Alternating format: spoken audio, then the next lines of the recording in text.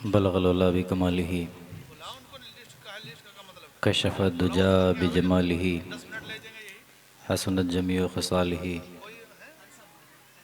सल्लु अलैहि वालिही।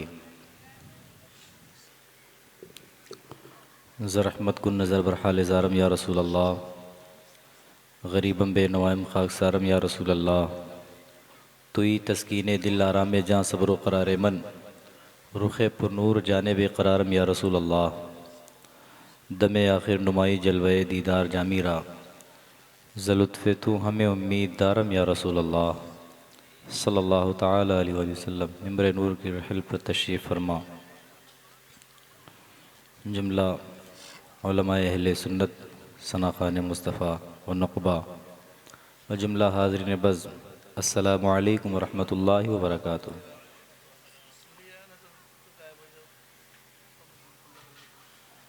पूरी ईमानदारी से बताओ कितने लोगों ने जवाब दिया? हाथ उठा के बताओ पूरी ईमानदारी से। खुदा खैर करे यार, बताओ। अगर आपने जानबूझकर बिला उज़्र शरई सलाम का जवाब देने में ताख़ीर की तो आपको तौबा भी करना पड़ेगा। समझ रहे हैं? हमने सलाम किया तो मैं समझ रहा हूँ इतने लोग बोलते अगर तो आवाज़ तो कुछ ना कुछ तो आ ही जाती। सलाम करने वाला अगर मर्द हो और जवाब देने वाला भी मर्द ही हो तो कम से कम इतनी तेज़ से तो ज़रूर जवाब देना चाहिए कि सलाम करने वाले तक जवाब देने वाले का जवाब पहुंच जाए। अब पता चल रहा है हमने सलाम किया, इतने लोग बैठे अल्हम्दुलिल्लाह, लेकिन जवाब तो खुदा खैर करे। तो बेदार हैं आप लोग। सबसे बड़ी दिक्कत ये होती है पान मसाले वाली, भाई जाहिर सी बात है मुंह में होता है तो जवाब कहाँ से देंगे। तो गुजारिश ये है कि अगर ऐसी महफ़िलों में आया करें तो कम से कम इन सारी चीज़ों से परहेज़ किया करें, एहतियात किया करें। मिंबर नूर के हल पर मोहतरम कारी अमीनुल्लाह साहब, हाफिज़ मुबीन साहब और मेरे तमाम तरह अहबाब, इधर हाफिज़ अब्दुल्ला और इधर जो है पैकर इखलासोमल मोहतरम अदनान साहब क़िबला वास्ती, कारी फ़ज़ील इस्माइली, तमाम तर लोग तशरीफ़ फरमा हैं। मैं चाहता हूँ कि आप हज़रात एक मरतबा दुरूद पाक पढ़ लें। अल्लाहुम्मा सल्लि अला सय्यिदिना मौलाना मुहम्मद तिब्बिल क़ुलूबि व दवाइहा व आफ़ियतिल अब्दानि व शिफ़ाइहा व नूरिल अब्सार व ज़ियाइहा व अला आलिहि व सहबिहि व बारिक वसल्लिम तस्लीमा। अज़मत कुरान कॉन्फ्रेंस का ये अज़ीमुश्शान जलसा अल्हम्दुलिल्लाह अपनी पूरी शान व शौकत के साथ रमा दमा है। आप हज़रात अपने माथे की निगाहों से मुलाहिज़ा फरमा रहे हैं। कारी मोहम्मद दानिश रज़ा साहब क़िबला ज़ियाई ने जो मेहनत की है वो आप देख रहे हैं। और आज जिन शख्सियात को हमें और आपको सुनना है, अक़ीदत व मोहब्बत की मेज़ पर गुलदान की शक्ल में महसूस करना है, ख़ुसूसियत के साथ मुफ्ती एहतेशामुल हक़ साहब क़िबला नारे तकबीर, नारे रिसालत, उलमाए अहले सुन्नत, उलमाए अहले सुन्नत, अज़मत कुरान कॉन्फ्रेंस। अब देखें जिनका ख़िताब हमें सुनना है, मौलाना मोहम्मद अज़ीम रज़ा अज़हरी उस्ताद हनफिया ज़ियाउल कुरान ये तशरीफ़ ला चुके हैं। बस 2-4 मिनट की गुफ्तगू मेरी आप सुन लें, उसके बाद इंशाअल्लाह हज़रत का ख़िताब होगा, उसके बाद फ़ज़ील भाई पढ़ेंगे। अब हज़रात बेदार हैं, एक हम्द का शेर पढ़ता हूँ, उसके बाद इंशाअल्लाह आगे गुफ्तगू होगी। फूल खिल सकता है क्या? फूल खिल सकता है क्या? मौसम बदल सकता है क्या? फूल खिल सकता है क्या? मौसम बदल सकता है क्या? और वो चलाना छोड़ दे तो कोई चल सकता है क्या? बात सच्ची है ना? तो बोलो ना यार सुभान अल्लाह।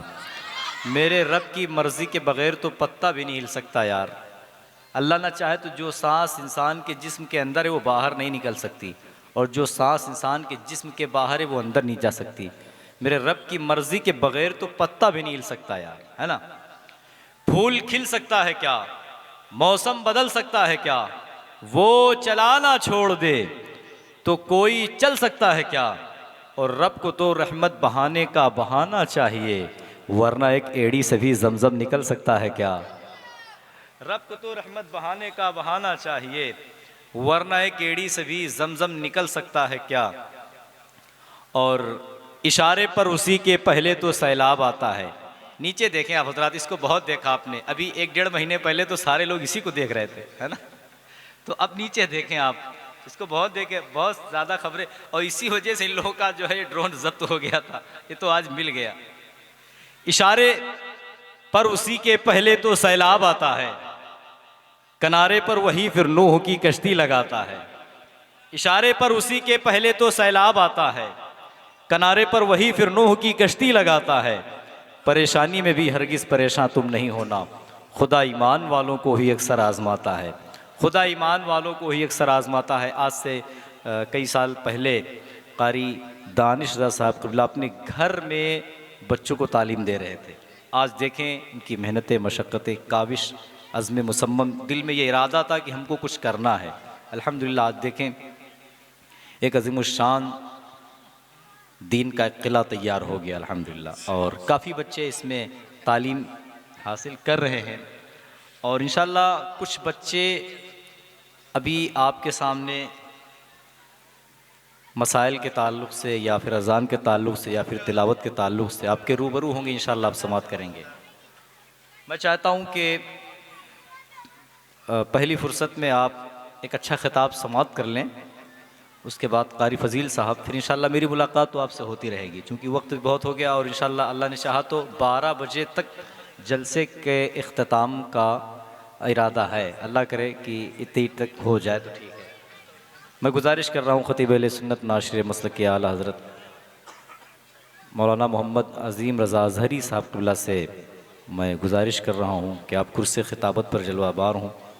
और ये अलग बात है कि जिन बातों को लोग काफ़ी देर में समझा पाते हैं, अल्हम्दुलिल्लाह मौलाना मोहम्मद अज़ीम रज़ा अज़हरी साहब क़िबला उसको 20 से 25 मिनट में बड़े अच्छे अंदाज में सुलझा देते हैं। मैं गुजारिश कर रहा हूँ कि आप कुर्सी ख़िताबत पर जलवाबार हों। आइए अदब से इस्तक़बाल कर लें। नारे तकबीर, नारे रिसालत, अज़मत कुरान कॉन्फ्रेंस।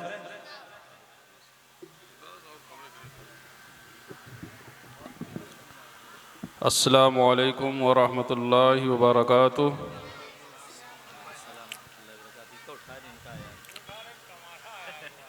माइक जो हज़रात देख रहे हैं वो इको बिल्कुल ख़त्म कर दें, और जो हज़रात ड्रोन चला रहे हैं अब बंद कर लें।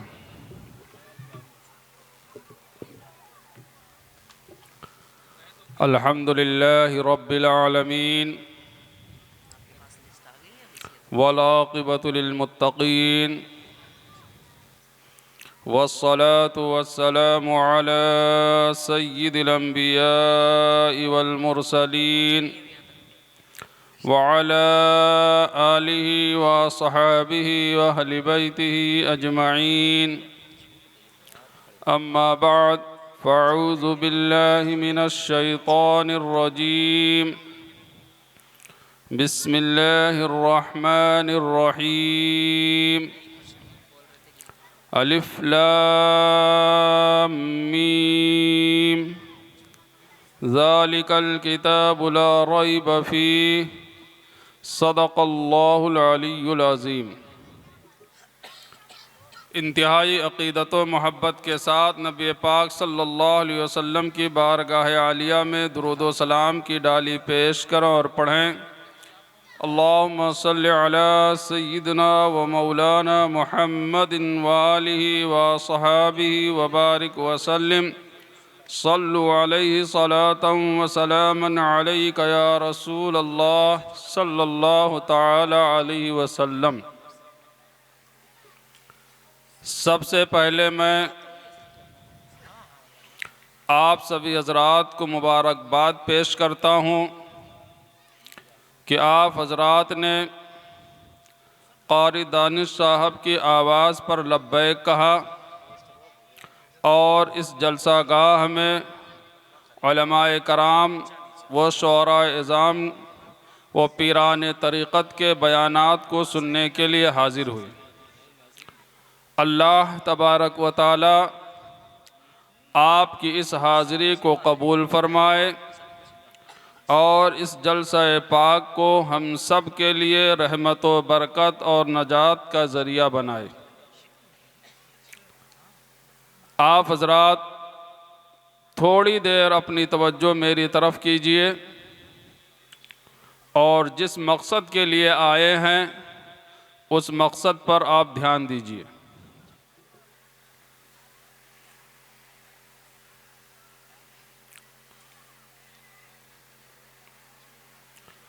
आज ये कोडरा शुजागंज में जो ये रौनक़ें और बहारें आप देख रहे हैं, ये आप हज़रात का कारी दानिश साहब के साथ ताउन और उनके साथ आपका खुलूस और ये आपकी मोहब्बतें हैं कि यहाँ से हुफ़ाज़ कराम की एक जमात फ़ारिग़ हो रही है। अगर कोई उस्ताद एक तालिबे इल्म को एक आयत पढ़ा देता है तो जब तक वो तालिबे इल्म उस आयत पाक की तिलावत करता है तो उसके नामे आमाल में नेकियां तो लिखी ही जाती हैं और जितने लोग उसको पढ़ेंगे, जिसने उसको पढ़ाया है, उसके उस्ताद के नामे आमाल में नेकियां लिखी जाती रहेंगी। माशाअल्लाह माशाअल्लाह माशाअल्लाह। और यहाँ तो पूरा कुरान हो रहा है और आप हजरात डायरेक्ट आप उनको पढ़ा नहीं पा रहे हैं, लेकिन आपका ताउन उनके साथ है। अगर आपका ताउन, आपकी हौसला अफजाई उनके साथ ना हो तो काम करना बहुत मुश्किल है। आप हजरात ने हौसला बढ़ाया, उनकी आवाज़ पे लब्बैक कहा तो उनको हौसला मिला, काम करने का और जज्बा उनके अंदर बेदार हुआ। और जिस कदर आप हजरात उनका ताउन करते रहेंगे, उनके जज्बे को सराहते रहेंगे, उनके काम की तारीफ करते रहेंगे, गलतियों को दरगुजर करते रहेंगे, कारी दानिश साहब इससे ज़्यादा काम करते हुए नजर आएंगे इंशाअल्लाह बेशक। और ये मुश्तरका जिम्मेदारी है, ये हम सब की जिम्मेदारी है। अगर कोई नेक काम कर रहा है तो हम उस नेक काम को सराहें, उस नेक काम की तारीफ करें, उस नेक काम करने वाले की इज्जत करें और उनका वक़ार बुलंद करें। जब उनको ये एहसास होगा कि हम अकेले नहीं हैं इस मैदान में, हम तन्हा चल रहे हैं लेकिन हमारे पीछे पूरी जमात है, तो दिल जमाई के साथ काम करेंगे और जो काम बड़े इदारों ने किया वो काम इस गांव से भी हो सकता है। क्या बात है, वाह वाह वाह बेशक। इसलिए हजरात मोहतरम, कभी एहसास कमतरी के शिकार ना होइए और ये मत समझिए कि हम गांव में रह कर के शहर का काम नहीं कर सकते हैं। आप वो काम कर सकते हैं जो शहर में रह कर के आदमी नहीं कर सकता। और कुरान पाक की वो दौलत है कि दुनिया आज तक तमाम कोशिशों के बावजूद उसमें एक हर्फ की तब्दीली पैदा न कर सकी और क़यामत तक के तब्दीली पैदा नहीं कर सकती है, इसलिए कि कुरान को उतारने वाला अल्लाह रब्बुल इज़्ज़त है और उसकी हिफाजत करने वाला भी अल्लाह रब्बुल इज़्ज़त है। अमीरुल मोमिनीन मामून के यहाँ साल में एक मजलिस लगती थी जिसमें सारे लोगों को इजाज़त थी कि हाजिर हों, बहस करें, सवालात करें और अपने बहस को उस जो है मजलिस में पेश करें। लोग खुले दिल से पेश करते थे। उन्हीं में से एक जो बहुत ही लिबास के तवार से जिस्म व जिस्मानियत के एतबार से बहुत बावकार मालूम होता था। उसने कुछ बातें की। जब मजलिस ख़त्म हुई तो मामून रशीद ने पूछा, तुम तो यहूदी लग रहे हो। उसने इकरार किया कि हाँ मैं यहूदी हूँ। तो कहा मुसलमान हो जाओ, मैं तुम्हारे साथ बेहतर सुलूक करूँगा। उसने कहा जो मैं अपने बाप दादा का दीन नहीं छोड़ूंगा, जिस दीन पर हूँ उसी दीन पर कायम रहूँगा। बात ख़त्म हो गई। जब वो अगले साल आया, बहस में हिस्सा लिया, अमीरुल मोमिनीन ने पूछा कि तुम मुसलमान हो गए हो? कहा हाँ मैं मुसलमान हो गया हूं। पूछा किस बुनियाद पर मुसलमान हुए? कहा मैं बहुत बड़ा खत्तात हूं, बहुत बड़ा कातिब हूं, बहुत अच्छा लिखने वाला हूं। मैंने तौरेत के 3 नुस्खे लिखे और उन नुस्खों में अपने एतबार से कमी और बेशी की, लेकिन जब मैं उसको कनीसा में ले गया, यहूदियों के इबादत गाह में ले गया, तो मैंने जब उसको फरोख्त किया तो यहूदी उसे खरीद लिए। और जब मैंने तौरात लिखी, तौरात में अपने एतबार से कमी और बेशी की और उसको जो है ईसाइयों की इबादत गाह में ले गया, तो ईसाइयों ने उसे खरीद लिया। मैंने कुरान को लिखा, लेकिन जब कुरान को उनके यहाँ ले गया तो सबसे पहले उन्होंने कुरान को पढ़ा और मुझे वापस कर दिया। क्या बात है, वाह वाह। मैंने कहा दूसरी किताबों में कमी बेशी करना तो मुमकिन है, लेकिन कुरान वो किताब है जिसमें कमी बेशी करना मुमकिन नहीं है। इस बुनियाद पर मैं इस्लाम लाया हूँ। माशाअल्लाह। और अल्लाह तबारक व ताला ने आपको ये फजीलत दी है, आपको ये शरफ दिया है कि आप कुरान को पढ़ते हो, उम्मत मोहम्मदिया सल्लल्लाहु अलैहि वसल्लम में हो। इससे बढ़कर शरफ आपके लिए क्या हो सकता है? लेकिन जिस तरह से कुरान पर बेतवज्जुही हो रही है, इतने मदारिस होने के बावजूद, इतने हुफ्फाज होने के बावजूद, जिस तरह से कुरान पाक को पढ़ना चाहिए उस कदर हम आज पढ़ने से गाफिल हैं।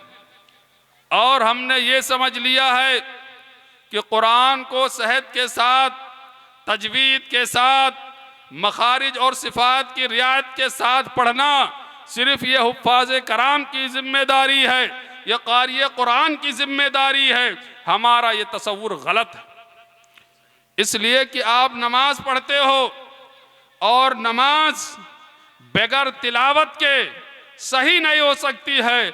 नमाज में तिलावत करना फ़र्ज है, और अगर कोई फ़र्ज नमाज में जानबूझ करके छूट जाए तो नमाज दोहरानी पड़ेगी, और भूल कर छूट जाए तब भी नमाज नहीं होगी। और कुरान पाक आप कोई भी सूरत पढ़ो, सूरह फातिहा तो आपको पढ़ना ही पढ़ना है।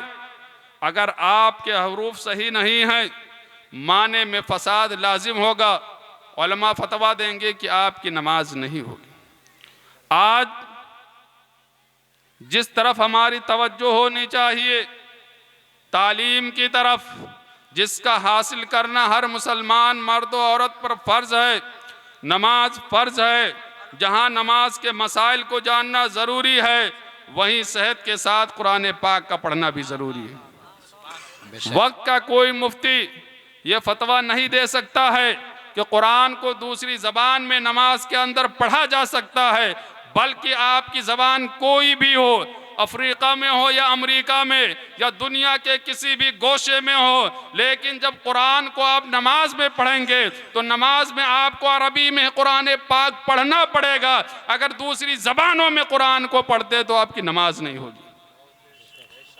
और जब मुसलमान हालत नमाज में होता है तो अपने रब से बहुत करीब होता है।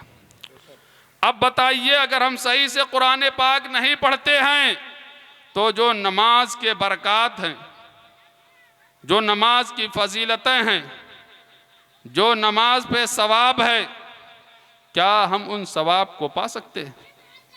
ये हमारी चंद रोज़ा ज़िंदगी, जिस ज़िंदगी में हम कुरान पाक को ना पढ़ पाएँ, अल्लाह की नाजिल करदा किताब जो हमारे लिए खैर व बरकत का ज़रिया है, हमारे लिए नजात का सबब है, हम उस किताब को सही तौर पर ना पढ़ पाएँ, हमें रोना चाहिए, अल्लाह रब्बुल इज़्ज़त की बारगाह में दुआ करनी चाहिए, ऐ अल्लाह मुझे तौफीक अता फरमा ताकि मैं तेरे किताब को सही तौर पर पढ़ सकूं। और पढ़ने के लिए कोई उम्र नहीं है। जिस उम्र में आपका होश बेदार हो जाए, आपको समझ में आ जाए, उस उम्र में आपको तालिबे इल्म बन जाना चाहिए।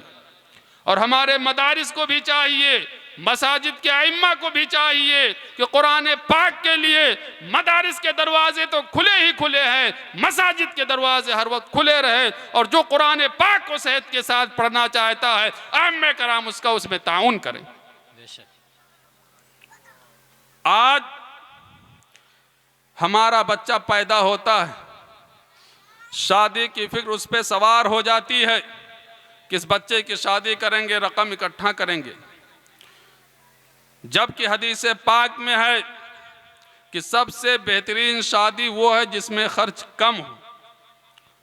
आज हम शादियों में 10-10 लाख 20-20 लाख खर्च कर देते हैं। अगर एक बच्चे पे 5 लाख रुपया खर्च कर दें तो मेरा बच्चा बेहतरीन कुरान पाक का पढ़ने वाला हो सकता है, नमाज के मसाइल का जानने वाला हो सकता है और असर उलूम का माहिर भी हो सकता है। जरूरत है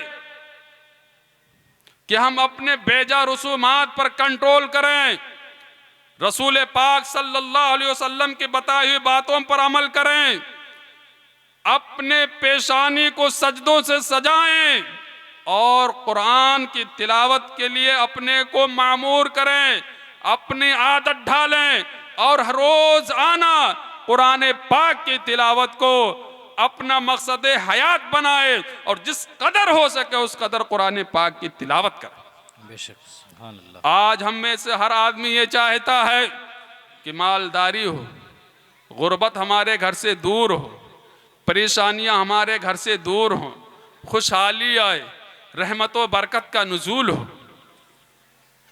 कैसे होगा? हदीस पाक में है, जो शख्स फज्र की नमाज के बाद जो 20 मिनट उसके बाद सूरज निकलने का वक्त होता है, जो ज़वाल का वक्त होता है, उसके बाद वो अपना ये मामूल बना ले कि सूरह यासीन शरीफ की वो तिलावत करे तो अल्लाह तबारक व तआला उसे कभी तंगी का शिकार नहीं बनाएगा। आप बाबाओं के पास भागते हो, फला आदमी तावीज बना रहा है, उसके पास लाइन लगाने भाग जा रहे हो, कोई उल्टे सीधे काम कर रहा है, उसके पास भीड़ लगा रहे हो। अरे कुरान को अल्लाह तबारक व तआला ने तुम्हारे लिए शिफा बनाया, रहमत बनाया है। व नुनज़्ज़िलु मिनल कुरान मा हुवा शिफाउन व रहमतुल लिल मोमिनीन। अल्लाह तबारक व तआला ने कुरान को तुम्हारे लिए शिफा बनाया है, तुम्हारे लिए रहमत बनाया है। तुम कुरान की तिलावत करोगे, अल्लाह तबारक व तआला तुम्हारे घरों से बलाओं खुद दूर फरमा देगा। बेशक, सुभान अल्लाह। हजरत अबू सईद खुदरी रदी अल्लाह तआला अन्हु से मरवी है कि उसैद बिन हुज़ैर रदी अल्लाह तआला अन्हु सूरह कहफ की तिलावत कर रहे हैं। उनका घोड़ा उनके करीब बंधा हुआ है। जब आप तिलावत करने लगे तो बादल का एक टुकड़ा आकर के घोड़े के ऊपर छा जाता है। घोड़ा ये देख करके बिदकना शुरू कर देता है। उनका बेटा याह्या घोड़े के करीब सो रहा था। उन्हें फिक्र हुई कि घोड़ा कहीं उसे कुचल ना दे। उन्होंने तिलावत बंद कर दी, घोड़ा पुरसुकून हो गया और जब आसमान की तरफ निगाह उठा करके देखा तो देखा साहिबान की तरह कोई चीज है जिसमें चरागों जैसी चमकती रोशनियां। जब सुबह हुई तो अल्लाह के रसूल सल्लल्लाहु अलैहि वसल्लम से इस वाक़े को बयान फरमाया। आक़ाए कौनैन सल्लल्लाहु अलैहि वसल्लम इरशाद फरमाते हैं, ऐ इब्ने हुज़ैर तुम तिलावत करते रहते, वो अल्लाह के फरिश्ते थे जो तुम्हारी तिलावत को सुनने के लिए नाजिल हो रहे थे। सुभान अल्लाह। आज हमारी आंखें उनको नहीं देख सकती हैं, लेकिन जब भी हम अल्लाह के कलाम की तिलावत करते हैं फरिश्तों का नुज़ूल होता है।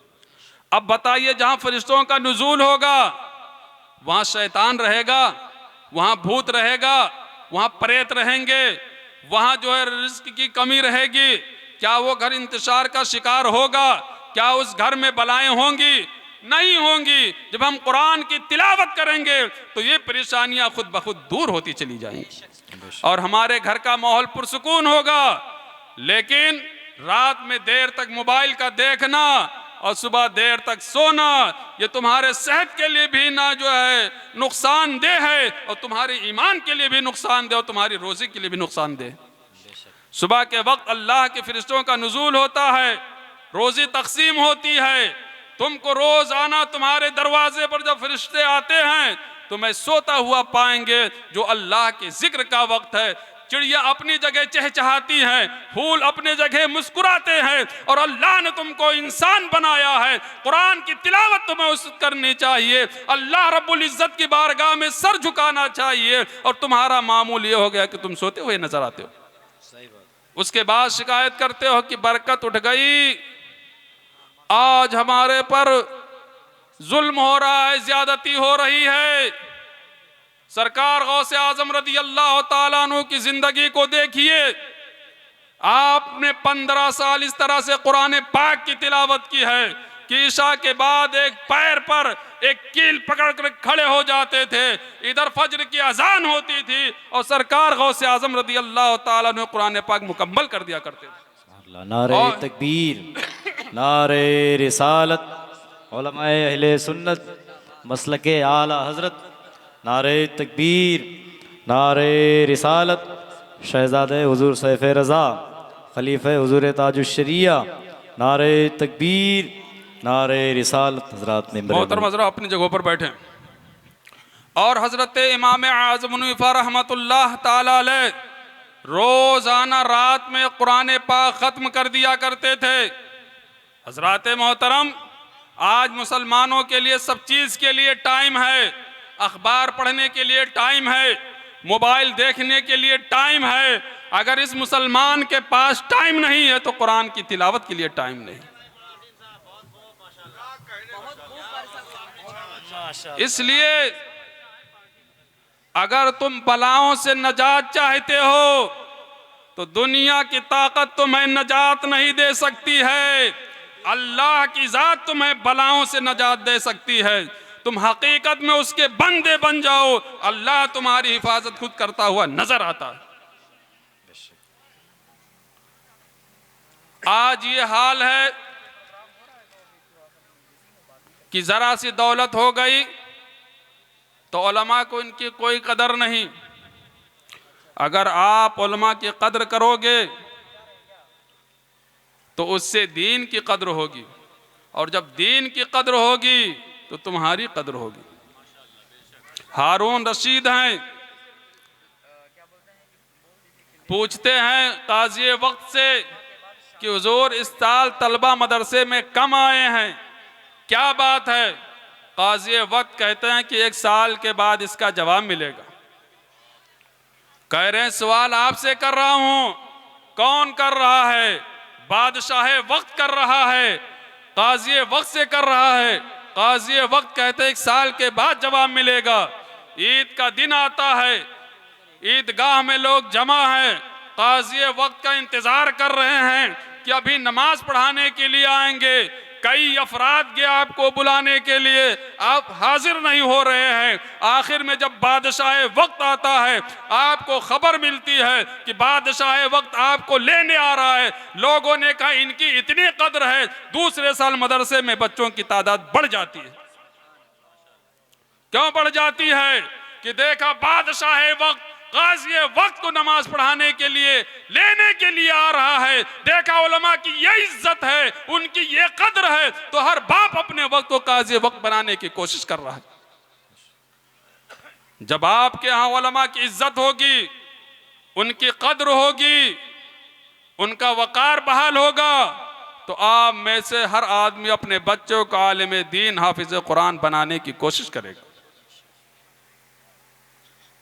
आज ये उलमा का स्टेज है, कुछ बातें मैं आपसे कहना चाहता हूं। हमारे इमाम को जब साल में 1 मरतबा निकाह पढ़ाने का वक्त आता है, कहीं 1-2 शादियां होती हैं, तो इमाम बेचारा रजिस्टर लिए हुए एक मजलूम की तरह कहीं बैठा होता है। उसके बाद कहीं 500 रुपया पकड़ा रहा है, कोई 1000 रुपया पकड़ा रहा है, कोई 1100 रुपया पकड़ा रहा है, और उसके बाद एहसान कर रहा है कि इमाम साहब को हमने इतना दिया। और वहीं देख लीजिए, जूता चुराई की रस्म है ना, हर जगह तकरीबन तकरीबन है, और उसमें कोई 11,000 मांगता है, कोई 21,000 मांगता है, कोई 51,000 मांगता है, 10-5,000 रुपए तो ले ही लेता है। वो भी क्यों? चोरी हमारी की जाए, हमारे माल की चोरी की जाए और हम ही से वसूल आ जाए। क्या सिस्टम है। और एक इमाम अगर निकाह ना पढ़ाए, 10-20 लाख ना 1 करोड़ रुपया खर्च कर दो, शरीयत के मुताबिक निकाह नहीं हुआ तो पूरी जिंदगी हरामकारी होती रहेगी। और उस इमाम के लिए आप एहसान करते हो कि हमने इसको इतना दिया। ठीक है, आपकी नजर इन्हें नहीं पहचान रही है, लेकिन अगर इनके अंदर इखलास है तो अल्लाह रब्बुल इज्जत की बारगाह में इनकी बड़ी कद्र है। हजरत मुआज़ जोहनी रदी अल्लाह ताला अन्हु से मरवी है, आका कौनैन सल्लल्लाहु अलैहि वसल्लम ने इरशाद फरमाया, जिसने कुरान को पढ़ा और उस पर अमल किया तो क़यामत के दिन उनके वालिदैन को ऐसा ताज पहनाया जाएगा जिस ताज की रोशनी सूरज और चांद की रोशनी से बढ़कर होगी। जबकि ये फर्ज कर लो सूरज तुम्हारे घरों में उतर आया है, तो जब ये आलम हाफिज कुरान के वालिदैन का होगा, उनके माँ बाप का होगा, तो जिन्होंने खुद कुरान को पढ़ा उस पर अमल किया, उनके अमल का, उनके मर्तबे का क्या अंदाजा करना। आज 1 लाख मजमे में, 50,000 के मजमे में किसी को फूल हार माला पहना दिया जाता है, किसी मंत्री की तारीफ कर दी जाती है, इज्जत वकार से नमाज दिया जाता है, वो फूले नहीं समाता है। वो कयामत का दिन होगा, नफ्सी नफ्सी का आलम होगा, कोई किसी का पुरसाने हाल ना होगा। लोग अपने अमाल के एतबार से सजाओं में जकड़े होंगे। हजरत आदम अला नबियाना अलैहिस्सलातु तस्लीम से लेकर नबी आखिर ज़मा सल्लल्लाहु अलैहि वसल्लम की उम्मत होगी। अल्लाह तबारक व तआला ऐसे आलम में हाफिज कुरान के वालिदैन को इजाज़त बख्शेगा कि पूरे क़यामत वाले देखेंगे कि हाफिज कुरान के वालिदैन। तो अजीज मोहतरम हज़रात, खुद कुरान पाक को पढ़िए और जिस कदर हो सके अपने बच्चों को पढ़ाइए। दुनिया कितनी भी कमा ले, एक दिन आंख बंद होनी है, और आंख बंद होने के बाद न ये बिल्डिंगें आपकी काम आएंगी, ना आपके दीगर जायदाद काम आएंगे। अगर आपने औलाद साले छोड़ी है जो आपके मरने के बाद आपके सरहाने कुरान की कुछ सूरतें पढ़ करके एसाले सवाब कर सके, उस एसाले सवाब की वजह से आपके गुनाहों में कमी आएगी। और अगर वो एसाले सवाब करता रहेगा तो कल क़यामत के दिन आप उठेंगे, आप पर कोई गुनाह नहीं होगा। तो कम से कम अपने बच्चों को इतना कुरान पाक पढ़ाइए, दीन के मसाइल को सिखाइए, जिससे सही तौर पर आपका बच्चा नमाज पढ़ सके, कुरान की सही तिलावत कर सके और अपने दीनी मसाइल को जान सके। और इतना सीखना हर आदमी पर फर्ज है, कोई हाफिज और कारी पर ज़रूरी ही नहीं, बल्कि जिन ज़रूरी मसाइल का जानना हर मुसलमान पर ज़रूरी है। बल्कि हाफिज बनना, कारी बनना, उलमाए दीन बनना, मुफ्तियान कराम बनना, ये सब फर्ज किफ़ाया है। अगर आपके इलाके में कोई सैफ रज़ा है, अल्लामा अब्दुल मुस्तफ़ा खान जो है सिद्दीकी साहब हैं, एक आलिम दीन है, आप उनसे मसला पूछ लेते हैं, फर्ज किफ़ाया आपका हो गया। लेकिन आप ज़रूरी मसाइल नहीं जानते हैं तो आप गुनहगार होंगे। आलिम नहीं बनते गुनहगार नहीं होंगे, हाफिज नहीं बनते गुनहगार नहीं होंगे, मुफ्ती नहीं बनते गुनहगार नहीं होंगे। इसलिए कि आपके इलाके में ऐसे आलिम मौजूद हैं जो आपके मसाइल को हल कर सकें। लेकिन अगर नमाज में आप कुरान पाक नहीं पढ़ सकते हैं, बैरून नमाज कुरान की सही तिलावत नहीं कर सकते हैं और नमाज के मसाइल को नहीं जानते हैं, निकाह कर लिया निकाह के मसाइल को नहीं जानते हैं, माली के निसाब हो गए ज़कात के मसाइल को नहीं जानते हैं, हज के लायक हो गए हज के मसाइल नहीं जानते, तो आप गुनहगार हो। और हमने जो शादियों में ये रिवाज बना लिया है कि 20 लाख की शादी होगी तभी वो शादी मानी जाएगी। अरे माशरे के वो लोग जिनके पास पैसा नहीं है, उनके लिए 1 रुपया भी 1 लाख रुपए के बराबर है। और तुम्हारे पास पैसा है, उन पैसों को जायज़ कामों में खर्च करो, अपने मदारिस को मजबूत करो, अपनी मसाजिद के आइम्मा की तनख्वाहों में ज़्यादती करो, नेक लोगों पर खर्च करो, ताकि तुम्हारा ये पैसा कल तुम्हारे लिए काम आ सके और तुम्हारे लिए बख्शिश व मग़फ़िरत का ज़रिया बन सके। और अपनी कमाई को बेजा और खुराफात में खर्च करने से बचो। और कारी दानिश साहब ने जो इस इलाके में काम किया है, इस किले को मजबूत करो। अल्लाह रब्बुल इज़्ज़त की बारगाह में दुआ है कि अल्लाह तबारक व तआला उनकी खिदमत कुरान को कबूल फरमाए और ज़्यादा से ज़्यादा उन्हें हिम्मत व हौसला अता फरमाए, और हम सबको कुरान पढ़ने और उसके हम जो अहकाम पर अमल करने की तौफीक और रफ़ीक अता फरमाए। वमा अलैना इल्लल बलाग। अस्सलामु अलैकुम। माशाअल्लाह, बहुत उम्दा खिताब हुआ, कई पहलू पर गुफ्तगू हो गई कम वक्त में माशाअल्लाह। अल्लाह ताला इन सब बातों पर मुझ गुनहगार को फिर आप सबको भी अमल की तौफीक अता फरमाए। आप देखें मिंबर नूर हिल पर बाएं तरफ शहज़ादे सैफ़ रज़ा हज़रत मामार साहब क़िबला तशरीफ़ फरमा है, और उस्ताज़ुल क़ुर्रा क़ारी मोहम्मद अबू बकर साहब क़िबला, क़ारी मोहम्मद इरफ़ान साहब क़िबला, तमाम तर हज़रात तशरीफ़ फरमा है। और क़ारी दानिश साहब क़िबला की जो मेहनतें हैं वो आप देख रहे हैं। अल्लाह पाक इस इदारे को सलामत रखे। वो गुर्बत